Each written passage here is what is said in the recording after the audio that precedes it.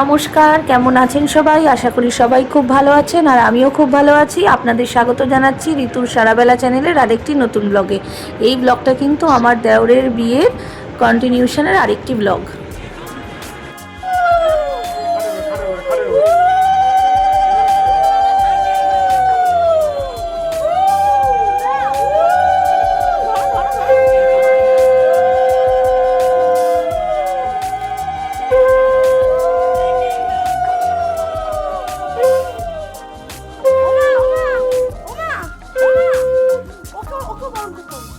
যাচ্ছে অল্প একবার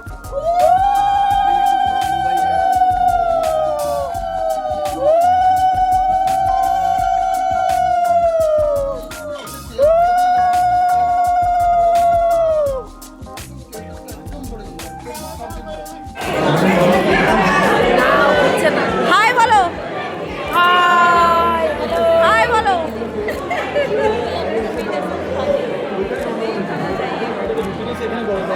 এই নি পরে এটা ধরো, ওরকম করে বসে আছে। আমার বোন কিন্তু মালা একবার করে নি, এই ছবিটা ধরো।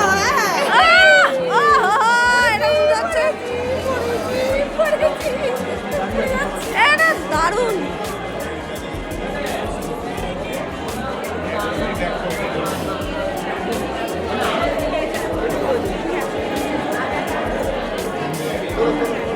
আয় আয় আয়, তুইও প্রেমে আয়।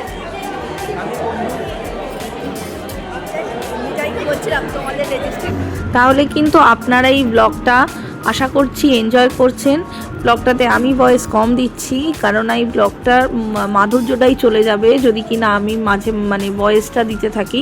ব্লগের একটা বিয়ে বাড়ির মধ্যে কোলাহল, লোকের কথাবার্তা, এটা শুনতেই সবথেকে বেশি ভালো লাগে। এটাই মনের স্মৃতির কোণে কোঠায় থেকে যায়।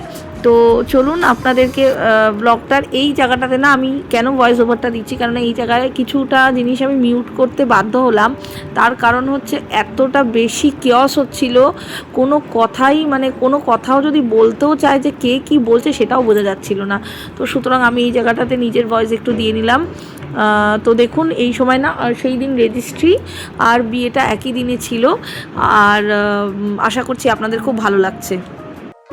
আর এই ব্লগটার মধ্যে কিন্তু আপনারা দেখতে পারবেন বিয়ের পরে কিন্তু যখন বউ যেভাবে গৃহপ্রবেশ করে, যেদিনকে বিদায় হয় মেয়ের বাড়ির থেকে, তো সেই সময়ও কিছুটা আমি তুলতে পেরেছিলাম। সবটা তো তোলা যায় না, একা হাতে সবটা ম্যানেজ করে তারপরে বিয়ে বাড়ির থেকে বাচ্চাদেরকে নিয়ে ওদের মামা বাড়িতে পাঠিয়ে দিয়েছিলাম। তারপরে বাড়িতে গিয়ে সমস্ত অ্যারেঞ্জমেন্ট করে আবার একদম ভোরবেলা, আসলে আমার শ্বশুরবাড়িতে একদম ভোরবেলায় কিন্তু বউ নিয়ে আসে। আমিও যখন গেছিলাম একদম ভোরবেলা গেছিলাম, আর আমার যাও কিন্তু অনেক ভোরবেলাই এসেছে। তো ওইটুকু সময়ের মধ্যে আমাকে পুরো সমস্তটাকে অ্যারেঞ্জ করে ঘরে বউকে নিয়ে আসা, বউকে তোলা, বরণ করে পুরো দায়িত্বটাই কিন্তু আমার ওপরে ছিল। আমার শাশুড়িমা বরণ করে তারপরে উপরে তুলেছে।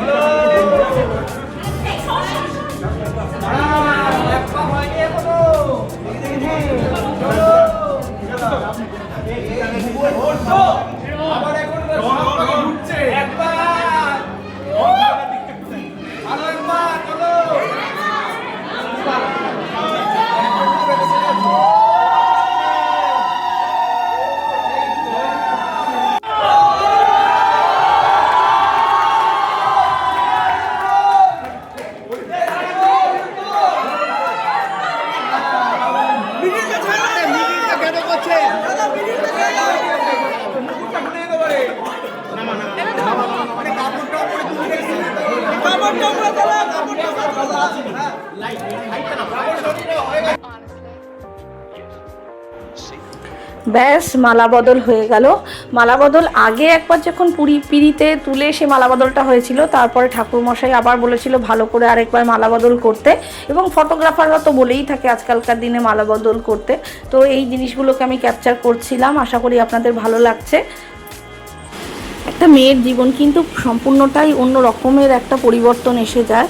হ্যাঁ, সবাই নিজেদের মতো করে নিজেদের আগের লাইফটা লিড করার চেষ্টা করে, তবে আমার ব্যক্তিগত মতামত, ছেলেদের লাইফ যতটা না বিয়ের পরে চেঞ্জ হয়, মেয়েদের লাইফ কিন্তু একটা অনেকটা বড় পরিবর্তন আসে। অনেকের ক্ষেত্রে সেটা আমূল পরিবর্তন হয়ে যায়। আজকালকার দিনে অনেক মেয়েরাই নিজেদেরকে ইনট্যাক্ট রাখার চেষ্টা করে। আশা করি সেটা শ্বশুরবাড়ির ক্ষেত্রে সবার ক্ষেত্রে ইকুয়ালভাবে প্রযোজ্য হবে, এটা কিন্তু নয়। আর দেখুন, সিঁদুরদানের মধ্যেই কিন্তু আমাদের বাঙালিদের বিয়ে প্রায় সম্পূর্ণ বলেই চলে, আর বিয়ে কিন্তু হয়ে গেল।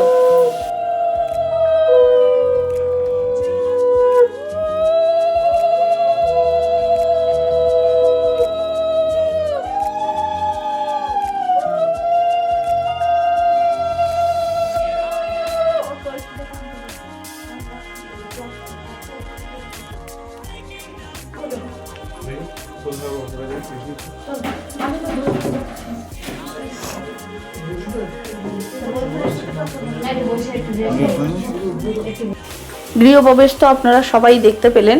গৃহপ্রবেশের আরও অনেক নিয়ম ছিল, সেগুলো সবই আমি অর্গানাইজ করছিলাম, আমি শাশুড়ি মাকে দিয়ে করাচ্ছিলাম, মেন পার্ট আমার ছিল, তো আমি সবটা শ্যুট করতে পারিনি। হাজব্যান্ডও বিজি ছিল আর ছেলেরাও মামা বাড়িতে ছিল, তো হয়নি। এটা কিন্তু মানে বিয়ের দিনের যখন বউ ঘরে ঢুকলো তারপরেকারই এই ক্লিপিংসগুলো। বউ ঘরে ঢোকার পরেই মানে একটু রেস্ট নিয়ে, যেহেতু অনেক সকালে এসেছিলো, একটু রেস্ট নিয়ে দুপুরবেলা যখন চান করে, আমাদের শ্বশুরবাড়িতে নিয়ম আছে, আমার সময়টা তো সেটা পিছন দিকে অনেকটা গার্ডেন ছিল, সেইখানে কলা গাছ পুঁতে কড়ি, তার মধ্যে যে আছে বর, যে সে কড়িগুলোকে ঢুকিয়ে রাখে কলা গাছের গোড়ায় গোড়ায়, এবং যেটা আছে বউকে সেটাকে খুঁজে বার করতে হয়। তো এরকম একটা কিছু রিচুয়ালস আছে, তো সেটাই হচ্ছিল। এখন ছাদেই সবটা মানে প্রোগ্রাম করতে হয়, কেননা পিছন দিকে সেই জায়গাটা আর এখন সেভাবে নেই, কেননা সেখানে বিল্ডিংস হয়েছে, আরও আমার শ্বশুর মশাই সেটাকে এক্সটেন্ড করেছে, তো সেই জায়গাটাতে আর জায়গা নেই, তো সুতরাং ছাদেই হচ্ছিল সবটা। তো আমি কোনো রকম মানে এত টায়ার্ড ছিলাম যে আমার পক্ষে আর মানে শাড়ি আরেকবার করে চেঞ্জ করা, মানে এত দিন ধরে যে শাড়ি কন্টিনিউ পরছি, ঘরেও পরছি বাইরেও পরছি, নর্মালি তা তো অভ্যাস থাকে না, তো সেটাই কিন্তু আমি আর পড়তে পারিনি। আমি রীতিমতো নাইট শ্যুটেই সমস্ত নিয়ম কাজগুলো করে ফেলেছি, ভেবেছি ঘরেরই তো প্রোগ্রাম। পরে এখন আফসোস হচ্ছে আপনাদের সাথে এই ক্লিপিংসগুলো শেয়ার করতে গিয়ে, তখন দেখছি হয়তো শাড়ি পরলে ভালো হতো। তবে আমার মনে হয় আপনারা আমার সকলেই আমার বন্ধু, সকলেই কিছু না কিছু প্রবলেম তো হয়েই থাকে, তো আশা করি এই প্রবলেমটা আপনারা বুঝতে পারছেন আর একটুখানি অ্যাডজাস্ট করে নিচ্ছেন।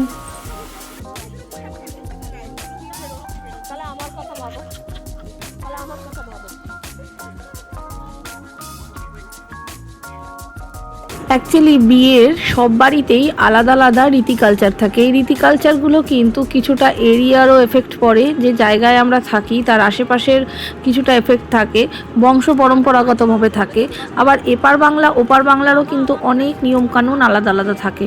তো সেই সব মিলিয়ে মিশিয়ে কিন্তু সেই এরিয়া বা সেই জায়গাকার মানুষের পার্শ্ববর্তী এরিয়ার মানুষদের কিন্তু একটা নতুন ধরনের নিয়ম সৃষ্টি হয়, আর সেটাই পরম্পরাগতভাবে চলতেই থাকে।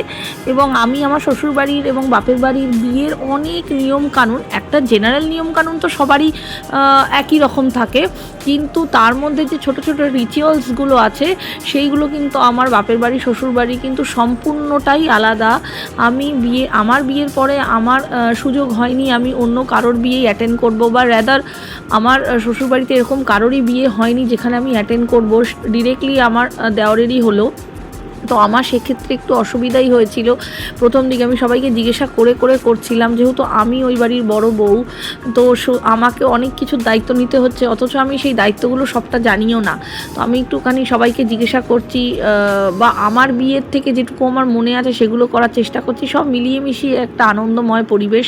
আশা করি ব্লগগুলোর মাধ্যমে আপনারা বুঝতে পারছেন এবং ভালো লাগছে। ভালো লাগলে অবশ্যই কিন্তু একটা লাইক করবেন এবং সাবস্ক্রাইব করবেন আমার চ্যানেলকে। তো তো চলুন, বিয়ের কিন্তু এই রিচুয়ালসটাও প্রায় শেষ হয়ে যাওয়ার মতো।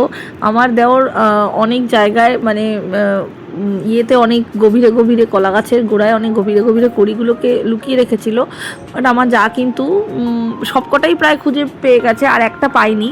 তো সেটাও খোঁজা মানে খুঁজলে ভালো হতো। ওই ছেলের পক্ষ হারা মেয়ের পক্ষ জেতা, বা জেতা হারার যেই রিচুয়ালসগুলো থাকে না, ওটার মধ্যেই আরেক ধরনের। আপনারা জানি না যে যেখান থেকেই এই রিচুয়ালসটা দেখছেন না কেন, এই ভিডিওটা দেখছেন না কেন, আমাকে প্লিজ একটু কমেন্ট করে জানাবেন যে এরকম কোনো রিচুয়ালস আপনাদের আছে কি না, বা আপনারা এটা দেখেছেন কি না। দেখলেও এটা আপনাদের দেখে নতুন যদি দেখে থাকেন তাহলে কেমন লাগছে অবশ্যই কিন্তু আমাকে একটু কমেন্টস করে বলবেন।